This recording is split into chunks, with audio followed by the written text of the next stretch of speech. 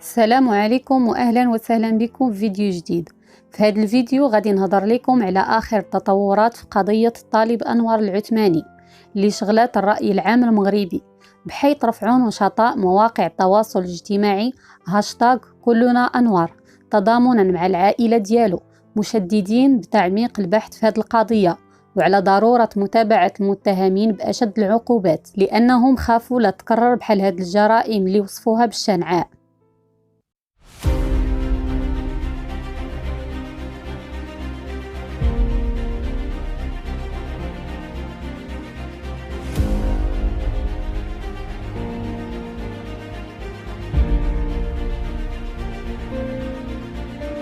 يعني الدري انور بقى فينا وباقي شاب ودري زوين سبورتيف وانا لله وانا راجعين. الله يصبر العائله ديالو الصغيره الكبيره، ونتمنى هادشي ما يتكررش في المجتمع ديالنا.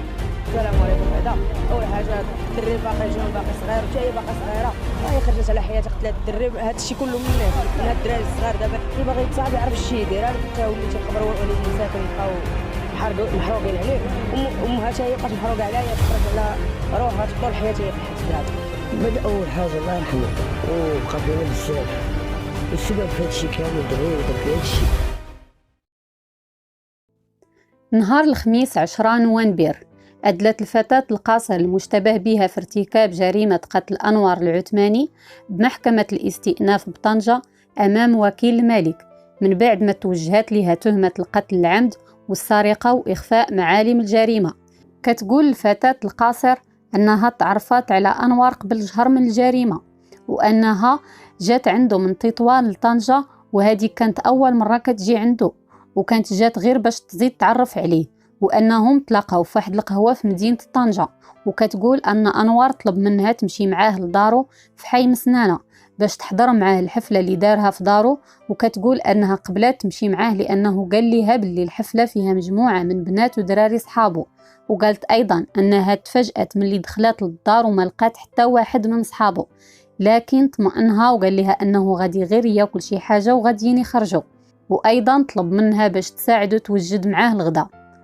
لكن كتفاجئ من اللي بدا كيتحرش بها وحاول يغتصبها، حاولت تمنعه وحاولت أيضا تغادر المطبخ، لكن أنور منعها. وكتقول الفتاة أنها بغات تدافع على راسها، وكان واحد الموس حداها وضربته به. خرجت، لكن أنور لحق بها لحدا الباب وكان بغى يمنعها تخرج. وكتقول أن هاد الشيء اللي خلاها باش توجه ليه عدة طعنات في عنقه، ومن بعدها طاح في الأرض جثة هامدة. وكتقول أنها من بعد ما قتلاته خافت بزاف واتصلت بخالها وقالت لي على داك الشيء اللي دارت، وطلب منها خالها باش ترجع لتطوان وتجيب معها أداة الجريمة والحوايج اللي كانت لابسة واللي فيهم الدم. وكتقول أنها ملي وصلت لتطوان مشات هي وخالها للبحر ورمات تما الموس والحوايج اللي كانت لابسة.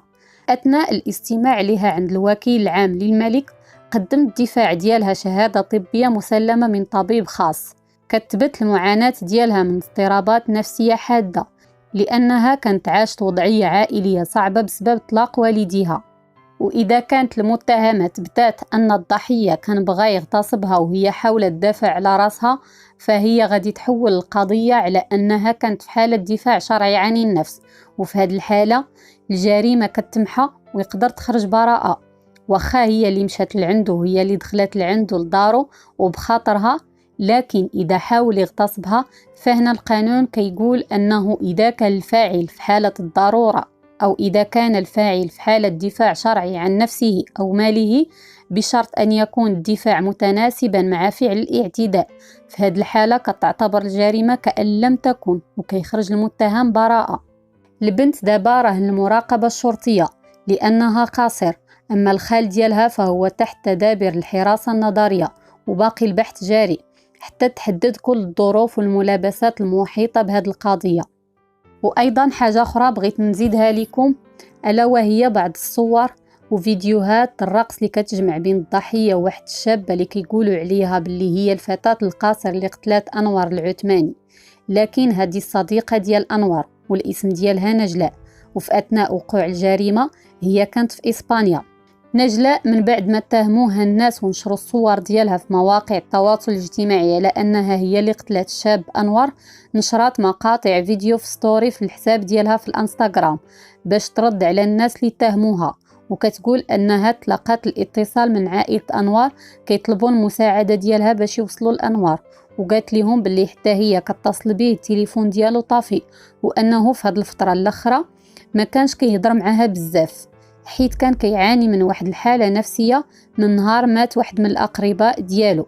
وقالت أنها من بعد كتصدم ملي كتصل بها أخت أنور وكتعلمها بلي أنور لقاوه مقتول في دارو، وقالت أنها قطعات في أول طيارة داخل المغرب باش تحضر الجنازة ديال الصديق ديالها المقرب، لكن كتفاجئ أن الناس نشروا الصور ديالها مع أنور في مواقع التواصل الاجتماعي واتهموها بالقتل، وكتنفي هذه التهمة وكتقول أنها هي مقيمة في الديار الإسبانية والعمر ديالها أكثر من 17 سنة. وقالت أيضا أن أنور أفضل صديق لها وأكثر شخص كيخاف عليها، وأيضا كتقول أنها حذفات جميع الصور والفيديوهات اللي كتجمعها بأنور لأن فيها رقص وموسيقى احتراما للروح ديال الصديق ديالها، والعائلته أيضا هي مسحاتهم. المهم انا ما عارفاش كيفاش نبدا مزيان هاد الفيديوز كنهضر فيهم، حيت ما عمري ما عملت هادشي وما عمري ما كنت خايل غنكون في هاد البوزيسيون. المهم فهموني شويه وصافي. انا نهار الحد في الصباح مسحت الفيديوز ديال تيك توك كاملين ومسحت الفيديوز هنا ديال انستغرام اللي كنا كنخرجوا انا وانور كنشطحوا ولا بالموسيقى. هادشي هو اللي نورمال، ماشي نورمال تخلي الفيديوز كاملين والناس كاملين كيشدوهم وكيطلعوهم والعائل كان عاد مات. وتخيلوا هذوك النهار اللي بابا وماما ما كانوش مزيان، ما كانوش كيستحملوا حتى شي حاجه، وكان خصكم تشوفوا الحاله ديالهم باش عادي يدخلوا في شي بلاتفورما ويشوفوا الفيديوز ديال ولدو مع البنات كيشطح ولا كامل شي حاجه. لا كنتو كتحترموا شويه هو وعائلته راه ما كنتوش طلعوا هادشي كامل وغاديروا هاد الحاله كامله اللي عملت. وبديت تيك توك عليه حيت هو كان كيقول لي عاملي فيديوز راه ندوزوها مزيونه طال، وانا بديت كندير تيك توك عليه. ودابا صافي راه مشى انور مشى كلشي، راه ما يبقاش تيك توك، ما يبقى حتى شي حاجه. انا عارفه الموت يلاه، ولكن هاد الطريقه علاش ما كانش كيسهل شي حاجه اذا وما كان كيسهل شي حاجه خايبه. حيت كنقولها لكم والله وكنحلف بالله احسن دري في العالم ما عمره في حياته دار شي حاجه، ما عمره ما كما، ما عمره ما سكر، ما عمره ما كان كيدير حتى شي حاجه. كان داخل السوق راسو، كان كيقرا وكان كيتريني وكان كيعجبو. هذا هو الحلم ديالو هو السوشيال ميديا، وهذاك الشيء هو اللي حرق بزاف الناس. علاش هاد الحق كامل. هاد الجمعه فين قتلوه هو كان خصو يهبط العرايش وما هبطش، وتما فين بقاو كيشكوا بشي حاجه ماشي مزيانه. ولكن واخا اذا قالوا راه تكون نورمال التليفون طفالو ولا شي حاجه خلى التليفون في الدار ولا اي حاجه بحال هادي، واللي كيعرف انور عارف راه ما عمره ما يخرج من الدار بالتليفون ما مشارجيش ولا يخلي التليفون في الدار ويخرج، راه ماشي نورمال. ولكن واخا اذا ما قالوا والو تشافوا السوشيال ميديا ديالو كامله مسوحه ما فهموا والو. هذاك السبت في الصباح عيطت لي اختو ديال انور قالت لي واش عارفه شي حاجه على انور، وانا قلت لها لا حيت ما كنتش هضرت معاه. وبديت كنترعد حيت بديت كنحس بلي شي حاجه ماشي هي هادي، وبديت كنعيط للدراري كاملين وحتى شي واحد ما كان كيجاوب. وقالوا لي وبابا هاد انور كان باغي نوامر وصيفتهم له تما فين عيط لهم وجاوبوه وهضروا اللي هضروا ما نقدرش نقولوا من هنا في انستغرام. وتسال واحد الوقت عيطت لي وقالت لي راه قتلوا انور، وانا ما تيقت حتى شي حاجه. قلت له ولي عيطي لباباك وسولي عاوتاني راه ما سمعتيش مزيان. وتما فين عيطت لي كتبكي وبقيت تقول لي نجلاء راه انور قتلوه. بس ديريكتامنتي كنت معاهم في الدار مع باباه وماما ومع خوتو، وبزاف منكم شفتوني في الجنازه وبزاف كانوا كيقولوا شي حاجه ماشي مزيانه، كانوا كيقولوا شوف قتلاتو وجات الجنازه ديالو بزاف الحاجات زايده. الناس كانوا كيصوروني وما خلانيش يترزح في الكنزه ديالو، فهمتوني. انا كنت كنبغيه اكثر من اي واحد في الدنيا، ولكن كيبغيني هيداك. اول حاجه تعملوها هي تهضروا وتبقاو تقولوا شي حاجه تمشيهم.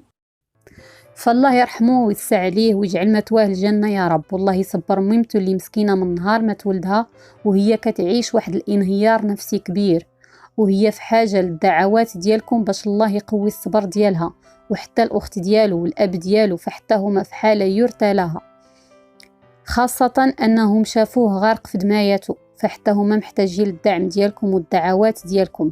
فاللهم أبدل محبته صبرا وارحمه واغفر له وتجاوز عن سيئاته، وإنا لله وإنا إليه راجعون. مع السلامة، نتلاقاو في فيديو جديد وقصة جديدة إن شاء الله.